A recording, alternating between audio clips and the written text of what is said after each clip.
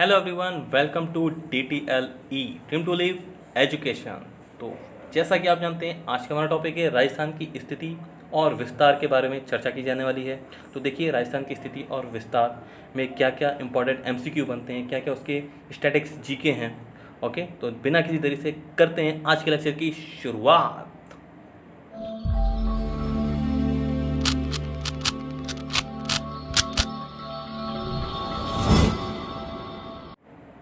तो चलिए देखिए, तो सबसे पहले बात करते हैं राजस्थान की स्थिति विस्तार की बात करें उससे पहले इसके मैप को ज़रा ध्यान से देख लीजिए। देखिए ज़रा इसके मैप को ज़रा गौर से देखिए, इसकी आकृति को ज़रा ध्यान से देखिए। इसकी आकृति कैसे है? एक पतंग की तरह है। ओके, एक पतंग की तरह दिखती है या विषम कोणीय चतुर्भुज की तरह इसकी आकृति है। Is it clear? या तो एक पतंग की तरह बना लो आप, लगभग ऐसा ही है इसकी कुछ आकृति। और ये किसके अनुसार है? ये विनेगर के अनुसार है।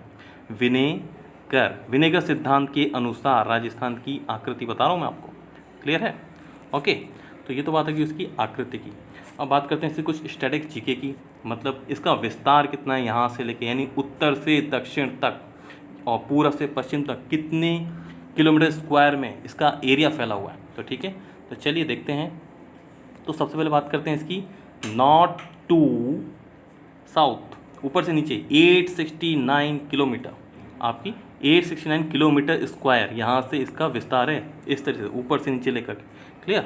अगर इसकी बात की जाए ऐसे पूर्व से पश्चिम की, तो 826 किलोमीटर स्क्वायर। ओके, ये उसका विस्तार है, यहाँ तो इसका फैलाव है। ठीक है, यानी कि इसके एंड में इसके धौलपुर है, यहाँ जैसलमेर है। Okay clear? और यहाँ आपका पूरा एरिया रेगिस्तान है। एक बात और बता दूँ, राजस्थान में जो ये विकर्ण के रूप में अरावली पर्वत श्रृंखला है, अरावली पर्वत श्रृंखला की वजह से ही जो यहाँ पे डेजर्ट है, थार डेजर्ट, उसके प्रसार को रोकती है इस वाले एरिया में।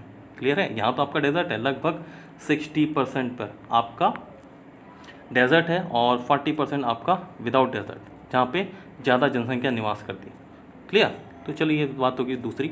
यहाँ स्थिति और विस्तार की बात करते हैं। ठीक है, और देखिए क्या है, अब इसके ज़िले की बात कर लेते हैं, इसके कॉर्नर के ज़िले की बात कर लेते हैं। क्लियर? तो सबसे पहले पूरब पश्चिम उत्तर दक्षिण से स्टार्ट करते हैं। तो शुरुआत करते हैं सबसे पूरब की। ओके, तो सबसे पूरब में कौन है? देखिए, सबसे पूरब में आपकी देखिए ये वाला जिला दिख रहा है ना आपको, ये वाला, ये है आपका धौलपुर। सबसे पूर्वी जिला आपका क्या है? धौलपुर। क्लियर? यानी जिला धौलपुर। और तहसील की बात की तो राजाखेड़ा, और आपसे गांव की बात की जाए तो गांव सिलाना गांव। क्लियर? ये है आपका। क्लियर? ओके, इसी तरह से पूरब हुआ, तो उसी तरह से पश्चिम में ये आपका देख रहे हैं, ये आपका क्या है? ये सबसे बड़ा जिला भी है आपका, सबसे बड़ा जिला यानी कि जैसलमेर। क्लियर? सबसे बड़ा जिला आपका जैसलमेर। तहसील की बात करें तो सम, और गांव कटरा। Is it clear? देखिए, सबसे पूर्वी जिला आपका कौन सा है? धौलपुर। तो सबसे पहले सूर्योदय कहाँ होगा? धौलपुर में। ठीक है, सबसे पश्चिमी जिला कौन सा है आपका? जैसलमेर। तो सबसे लेट सूर्योदय भी कहाँ होगा? जैसलमेर में। Is it clear? ओके, तो चलिए ये तो बात होगी पूरब और पश्चिम की। अब बात करते हैं उत्तर की। देखिए, उत्तर यानी टॉप पे, सबसे टॉप में राजस्थान के कौन सा जिला पड़ने वाला है? श्री गंगानगर। श्री गंगानगर, तहसील आपकी गंगानगर, और गांव कोणा गांव। ठीक है, ये कुछ जीके हैं। तो इसको आप इस तरह से रिलेट करते हैं, जो भी आपसे बड़ा होता है या ऊपर होता है, तो उसके लिए अपन श्री वर्ड का यूज़ करते हैं ना, उससे आप रिलेट करके याद कर सकते हैं श्री गंगानगर। और तहसील में भी ज़्यादा अंतर नहीं है, श्री गायब है बस गंगानगर। ओके, एंड गाँव कोणा गाँव। नाउ अब सबसे नीचे वाली बात करते हैं, ये कौन सा गाँव है? देखिए, तो सबसे नीचे वाला जो जिला है आपका यानी साउथ में, वो आपका है बांसवाड़ा। जिला बांसवाड़ा, तहसील कुशलगढ़, और अगर आपसे गांव पूछ लिया तो गांव का नाम आपका बोरकुंड। ठीक है, तो देखिए बोरकुंड, बोरिंग कहाँ होती है? बोरिंग आपकी नीचे तो होती है। तो इस तरह से आप रिलेट करके इसको याद करने के लिए ये मैंने आपको बताया। ठीक है, ये तो बात होगी इसके चारों दिशाओं में जो एकदम कॉर्नर पे कौन कौन से ज़िले पड़ते हैं, तहसील एंड गाँव। कुछ और देखिए, और कुछ और बात करते हैं। राजस्थान से एक रेखा भी गुजरती है जिसका नाम है कर्क रेखा। राजस्थान में कर्क रेखा भी गुजरती है। कर्क रेखा क्या होती है? एक इमेजिनरी लाइन होती है। क्लियर? ओके, तो राजस्थान में कर्क रेखा ये बांसवाड़ा जिले से होकर गुजरती है। ओके, और लगभग राजस्थान में कर्क रेखा की लंबाई, एग्जैक्टली बता रहा हूँ, राजस्थान में कर्क रेखा की लंबाई कितनी है? 26 किलोमीटर। ओके, तो कर्क रेखा की लंबाई कितनी है? 26 किलोमीटर। कुछ इस तरह से एक इमेजिनरी लाइन होती है जो राजस्थान के एकदम साउथ एरिया में से गुजरती है। तो कर्क रेखा की लंबाई कितनी है आपकी? 26 किलोमीटर। तो ये कुछ स्टैटिक जीके हैं। और देखिए और क्या कहते हैं, अब इसकी बात करते हैं अपन किसके? अक्षांश और देशांतर की। क्या होता है ये आपका अक्षांश एंड देशांतर। बचपन में आपने ज्योग्राफी में कई बार पढ़ा होगा ये अक्षांश और देशांतर, जिसे इंग्लिश में क्या होते हैं, latitude and longitude. Latitude and longitude, जैसे कि मान लो इसको ज़रा देखिए, जैसा आपका ये ग्लोब होता है अर्थ, ओके, तो अक्षांश क्या होता है, ये जो लेटिव लाइन होती है ना जिसे लैटिट्यूड बोलते हैं, ओके, इसी को बोलते हैं आप अक्षांश, ओके, क्या बोलते हैं इसको, अक्षांश। और जो ये वर्टिकली लाइन होती है ना ऐसे, यानी कि ऐसे खड़ी लाइन वर्टिकली ग्लोब पे जो बनती है, ये सब इमेजिनरी लाइन होती है, सब ये पोजीशन बताने के लिए होती है, उसे आप क्या बोलेंगे, देशांतर। ठीक है, तो इसकी स्थिति की बात करते हैं। राजस्थान की स्थिति में अक्षांश और देशांतर क्या होता है, तो देखिए चाहे भारत हो या फिर राजस्थान, उसकी स्थिति क्या है ग्लोब पे, वो यहाँ उत्तर की तरफ है और पूरब की तरफ है, एक तरह से देखा जाए तो, है ना, उत्तर पूर्व है।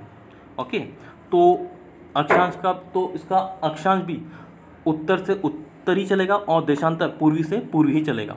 क्लियर, क्योंकि इसकी स्थिति के अकॉर्डिंग। तो देखिए जैसे इस मैप से ज़्यादा और क्लियर होने वाला है, तो देखिए, तो ये 23.5 डिग्री बोलते हैं इसको, यानी 23 डिग्री 3 मिनट उत्तरी अक्षांश से लेकर, यानी कुछ ऐसी लाइन जाएगी 23 डिग्री से लेके इस तरह से, 23 डिग्री से लेकर आपका 30 डिग्री 12 मिनट उत्तरी अक्षांश तक इसका विस्तार है। कहने का मतलब, यानी कि ये ऐसे 23 डिग्री, ये 24, ये 25, इस तरीके से करते करते 30 डिग्री तक इसका विस्तार है, फैलाव है। क्लियर, तो ये बात होगी अक्षांश की। अब बात करते हैं इसके देशांतर की। देशांतर यानी कि वर्टिकली लाइन, इमेजिनरी लाइन, तो ये 69 डिग्री 30 मिनट पूर्वी देशांतर से लेकर ऐसे 60, 70, 80, 71, 72, 73 इस तरह से करते करते ये एंड में जो धौलपुर है, धौलपुर तक आते आते कहाँ पर आ जाएगा, 78 डिग्री 17 मिनट पूर्वी देशांतर तक इसका विस्तार है, इसका देशांतरी। ये उसकी स्थिति अक्षांशीय एंड देशांतरी आपकी स्थिति बता दी गई है। ओके, तो चलिए अब इसके विस्तार की बात हो रही थी, इसकी अक्षांशीय और देशांतरी स्थिति आपने देख ली। अब मैं बात करता हूँ इस अपने राजस्थान का क्षेत्रफल कितना है, ये भी देख लीजिए। राजस्थान का क्षेत्रफल आपका कितना होने वाला है, देखिए, तो राजस्थान क्षेत्रफल 3,42,239 है ना। तो आप इस तरह से मत याद करिए, आप इसे कोई मोबाइल नंबर की तरह भी याद रख सकते हैं, जैसे 3 या तो 2 पेयर में याद करिए, 34, 22, 39, या फिर 3 के पेयर में याद कीजिए आप, ऐसे 342 एंड 239। या फिर ये देखिए एक और मेथड है, 2 2 जा कितना होता है 4। क्लियर, 2 2 जा 4 एंड 3 6 जा 9, या तो इस पैटर्न में लिखिए 2, इस पैटर्न में लिख के याद कर सकते हैं आप, 2 2 जा 2 जा 4 एंड 3 जा 9। ठीक है, ऐसे बहुत सारे मेथड है, आप रिलेट करके याद कर सकते हैं, आपको अपना अपना बना के। ठीक है, तो देखिए ये तो क्या क्षेत्रफल, अगर ये क्षेत्रफल जो है भारत का क्षेत्रफल अगर मान लीजिए 100 है, तो उसके अकॉर्डिंग परसेंटेज वाइज अपना कितना आता है, लगभग एग्जैक्टली भारत का क्षेत्रफल का ये 10.4% है ये। यानी राजस्थान का, यानी भारत का क्षेत्रफल अगर 100 है तो राजस्थान का क्षेत्रफल आपका होगा 10.4%। Is it clear?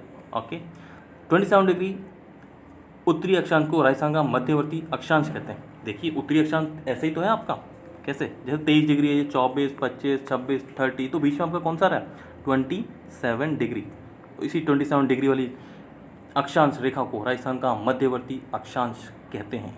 ठीक है, तो इसी तरह से देशांतर का भी होगा, तो जैसे 69 से स्टार्ट हो रहा है और 78 पे फिनिश हो रहा है यानी धौलपुर, और 69 से स्टार्ट हो रहा है यानी कि 70 भी आपका जैसलमेर पहुंचा। तो सेंटर में आपका कौन सा पड़ने वाला है, तो सेंटर में आपका कौन सा पड़ेगा, आपका गाइस आपका सेंटर में पड़ेगा 74 डिग्री। क्लियर, 74 डिग्री यानी क्या, क्लियर। ओके, ये कुछ आपके स्टैटिक्स हैं, कुछ इंपॉर्टेंट, यानी 74 डिग्री पूर्वी देशांतर को राजस्थान का मध्यवर्ती देशांतर कहते हैं। Is it clear? Okay, clear. अच्छा, एक बात और मैं बता दूं, जैसे अपना ये राजस्थान का मैप है ना, राजस्थान का मैप, तो सबसे सेंटर में कौन सा आपका ज़िला पड़ने वाला है, सबसे सेंटर में आपका ज़िला पड़ता है नागौर। कौन सा, नागौर। नागौर एक राजस्थान का ज़िले का नाम है, ठीक है, जो सबसे सेंटर में पड़ता है। अब नागौर में भी उस गाँव पूछा जाए तो सबसे सेंटर में कौन है, एकदम सेंटर में भी नागौर में भी मकराना गाँव। मकराना गांव से कुछ याद आया, ये वही मकराना गांव है, फेमस मकराना गांव, जहाँ का वाइट मार्बल फेमस है। क्लियर, जिससे ताजमहल बना था, ताजमहल का जो मार्बल्स लगे हैं आपके, संगमरमर लगे हैं, वो कहाँ जो यूज़ हुआ है वो मकराना का ही तो यूज़ हुआ है। तो राजस्थान के सबसे सेंटर में कौन सा जिला है, नागौर, और गाँव की बात की तो मकराना।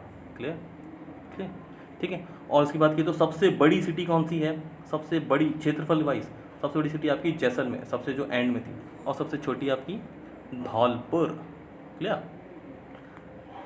तो that is for today's guys. आज के लिए इतना ही। अगर आपकी वीडियो पसंद आया तो प्लीज़ इस वीडियो को लाइक कीजिए, शेयर कीजिए एंड सब्सक्राइब कीजिए, और वो जो बेल आइकन है उस बेल आइकन को भी प्रेस कीजिए। And thanks for watching our video.